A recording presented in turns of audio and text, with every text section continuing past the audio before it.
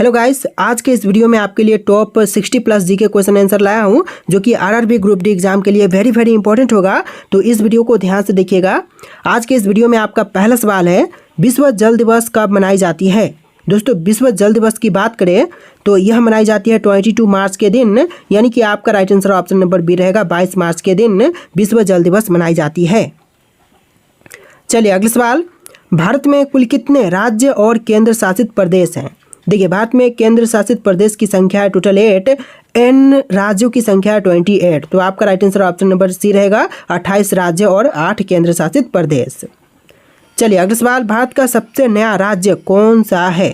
देखिए, इनमें से जो भारत का सबसे नया राज्य बना है यह हो जाएगा ऑप्शन नंबर डी, तेलंगाना राज्य, यानी कि ऑप्शन नंबर डी आपका बिल्कुल सही जवाब है। इस वीडियो में जितने भी क्वेश्चन है वेरी इंपॉर्टेंट है, तो इस वीडियो को ध्यान से देखिएगा।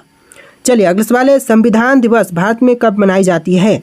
देखिए, संविधान दिवस जो है भारत में मनाई जाती है 26 नवंबर के दिन, यानी कि ऑप्शन नंबर सी 26 नवंबर आपका बिल्कुल सही जवाब है।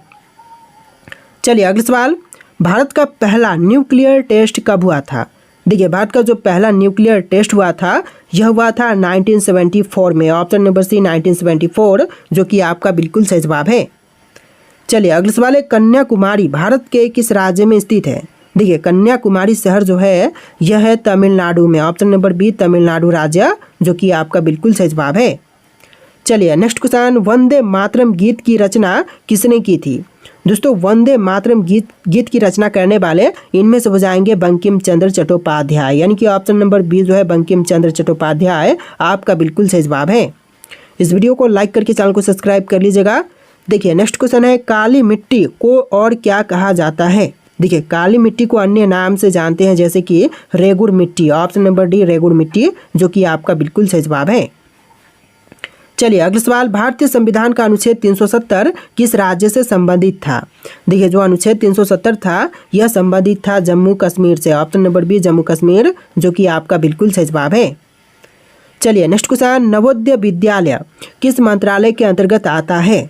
देखिए, नवोदय विद्यालय जो है यह अंतर्गत आती है शिक्षा मंत्रालय के, यानी कि आपका right answer option number C रहेगा, शिक्षा मंत्रालय। चलिए अगला सवाल है, भारत का कौन सा राज्य बौद्ध धर्म का केंद्र माना जाता है। देखिए, बौद्ध धर्म का केंद्र इनमें से मानी जाती है बिहार राज्य, ऑप्शन नंबर बी बिहार राज्य, जो कि बौद्ध धर्म का केंद्र है। चलिए क्वेश्चन नंबर 12 है, भारत में पहला परमाणु ऊर्जा संयंत्र कहाँ पर स्थापित हुआ था। तो पहला परमाणु ऊर्जा संयंत्र की स्थापना हुआ था तारापुर में, ऑप्शन नंबर बी तारापुर, जो कि आपका बिल्कुल सही जवाब है। चलिए क्वेश्चन नंबर 13 है, भारत के प्रथम गृह मंत्री कौन थे। देखिए, जो भारत के पहले गृह मंत्री थे इनमें से हो जाएंगे सरदार पटेल, यानी कि ऑप्शन नंबर सी सरदार वल्लभ भाई पटेल, जो कि आपका बिल्कुल सही जवाब है। चलिए अगला सवाल है, दिल्ली लाल किला किसके द्वारा बनवाया गया था। तो दिल्ली के लाल किले को बनवाने वाले इनमें से हो जाएंगे ऑप्शन नंबर का सी शाहजहां। जी हाँ, शाहजहां जिन्होंने दिल्ली के लाल किलों को बनवाया था। चलिए अगला सवाल है, हिंद स्वराज पुस्तक के लेखक कौन है। देखिए, हिंद स्वराज नामक पुस्तक के लेखक इनमें से हो जाएंगे महात्मा गांधी, ऑप्शन नंबर सी महात्मा गांधी, जो कि आपका बिल्कुल सही जवाब है। चलिए अगला सवाल है, भारत में सबसे ज़्यादा जनसंख्या वाला राज्य कौन सा है। देखिए, भारत में सबसे अधिक जनसंख्या वाला राज्य इनमें से हो जाएगा उत्तर प्रदेश, ऑप्शन नंबर सी उत्तर प्रदेश, जो कि आपका बिल्कुल सही जवाब है। चलिए अगला सवाल है, बद्रीनाथ भारत के किस राज्य में स्थित है। देखिए, बद्रीनाथ जो है भारतीय राज्य उत्तराखंड में है, तो आपका right answer option number C रहेगा उत्तराखंड। चलिए अगला सवाल है, भारत के किस राज्य में गंगोत्री धाम स्थित है। देखिए, गंगोत्री धाम जो है यह है उत्तराखंड में, ऑप्शन नंबर सी उत्तराखंड, जो कि आपका बिल्कुल सही जवाब है। देखिए नेक्स्ट क्वेश्चन, भारत में योजना आयोग की स्थापना कब हुई थी। दोस्तों, भारत में योजना आयोग की स्थापना हुआ था 1950 में, ऑप्शन नंबर बी 1950, जो कि आपका बिल्कुल सही जवाब है। चलिए अगला सवाल है, अंतरिक्ष में जाने वाली पहली भारतीय महिला कौन थी। देखिए, अंतरिक्ष में जाने वाली जो पहली भारतीय महिला थी इनमें से हो जाएंगी Kalpana Chawla, option number B Kalpana Chawla, जो कि आपका बिल्कुल सही जवाब है। चलिए क्वेश्चन नंबर 21 है, राष्ट्रीय आय की गणना कौन करता है। देखिए, राष्ट्रीय आय की गणना करने वाले इनमें से हो जाएंगे NSO, option number C NSO, जो कि राष्ट्रीय आय की गणना करता है। चलिए अगला सवाल है, चंपारण आंदोलन किस वर्ष शुरू हुआ था। देखिए, चंपारण आंदोलन की शुरुआत हुआ था 1917 में, ऑप्शन नंबर सी 1917, जो कि आपका बिल्कुल सही जवाब है। चलिए अगले सवाल है, पंचायती राज की शुरुआत भारत में कहाँ से शुरू हुई थी? देखिए पंचायती राज की शुरुआत जो है भारत में हुआ था नागौर से। ऑप्शन नंबर सी नागौर, जो कि आपका बिल्कुल सही जवाब है। तो देखिए अगला सवाल है, भारत के किस राज्य की समुद्री तटरेखा सबसे लंबी है? देखिए सबसे लंबी तटरेखा वाला भारतीय राज्य इनमें से हो जाएगा गुजरात, यानी कि ऑप्शन नंबर ए बिल्कुल सही जवाब है, गुजरात राज्य। चलिए क्वेश्चन नंबर 25 है, विश्व पर्यावरण दिवस कब मनाई जाती है? तो विश्व पर्यावरण दिवस जो है मनाई जाती है 5 जून के दिन, यानी कि आपका right answer option number C रहेगा 5 जून। चलिए अगला सवाल, चंद्रयान 3 को कब लॉन्च किया गया था? तो चंद्रयान 3 को लॉन्च किया गया था 14 जुलाई 2023 को, यानी कि आपका right answer option number B रहेगा 14 जुलाई 2023। चलिए अगला सवाल है, भारत का सबसे पुराना हाई कोर्ट कौन सा है? देखिए जो भारत का सबसे पुराना हाई कोर्ट है इनमें से हो जाएगा option number D Calcutta high court, यानी कि आपका right answer option number D रहेगा कलकत्ता हाई कोर्ट। चलिए अगला सवाल है, भारत का पहला परमाणु रिएक्टर कौन सा था? देखिए इनमें से जो भारत का पहला परमाणु रिएक्टर था यह हो जाएगा अप्सरा, ऑप्शन नंबर सी अप्सरा, जो कि बिल्कुल सही जवाब है। इस क्लास को लाइक करके, वीडियो को लाइक करके चैनल को सब्सक्राइब कर लीजिएगा। देखिए अगला सवाल है, नोबेल पुरस्कार पाने वाले पहले भारतीय अर्थशास्त्री कौन है? देखिए नोबेल पुरस्कार पाने वाले जो पहले भारतीय अर्थशास्त्री हैं इनमें से हो जाएंगे Amartya Sen, option number C Amartya Sen, जो कि आपका बिल्कुल सही जवाब है। चलिए क्वेश्चन नंबर 30 है, भारत का सबसे बड़ा लोकसभा निर्वाचन क्षेत्र कौन सा है? देखिए इनमें से जो सबसे बड़ा लोकसभा निर्वाचन क्षेत्र है यह हो जाएगा Ladakh, option number B Ladakh, जो कि आपका बिल्कुल सही जवाब है। चलिए क्वेश्चन नंबर 31 है, भारत का कौन सा राज्य भारत का हृदय कहलाता है? देखिए भारत का हृदय जो है इनमें से कहते हैं मध्य प्रदेश को, यानी कि ऑप्शन नंबर ए जो है मध्य प्रदेश आपका बिल्कुल सही जवाब है। चलिए क्वेश्चन नंबर 32 है, भारत का सबसे बड़ा धान उत्पादक राज्य कौन सा है? देखिए भारत में सबसे अधिक धान उत्पादन करने वाला भारतीय राज्य इनमें से हो जाएगा पश्चिम बंगाल, ऑप्शन नंबर ए पश्चिम बंगाल, जो कि आपका बिल्कुल सही जवाब है। चलिए अगला सवाल है, लोकसभा में अधिकतम सदस्य कितने हो सकते हैं? देखिए लोकसभा में अधिकतम कितने सदस्य हो सकते हैं?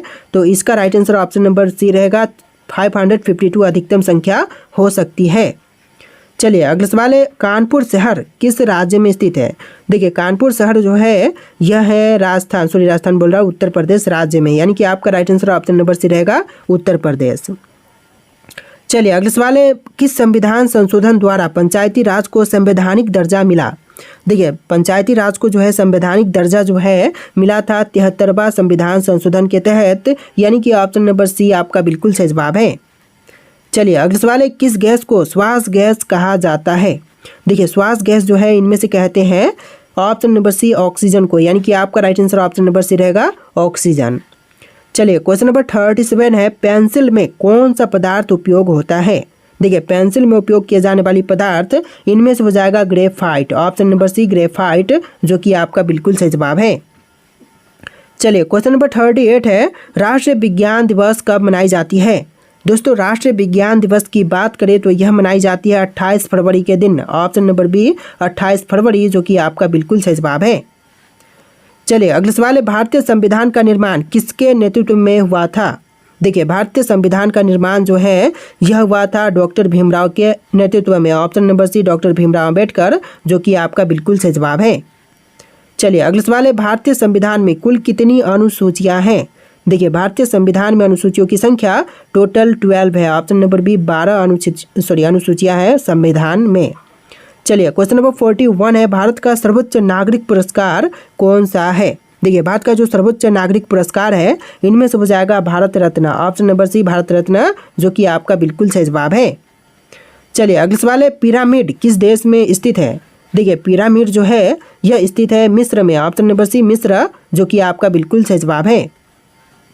चलिए अगला सवाल, टोक्यो किस देश की राजधानी है?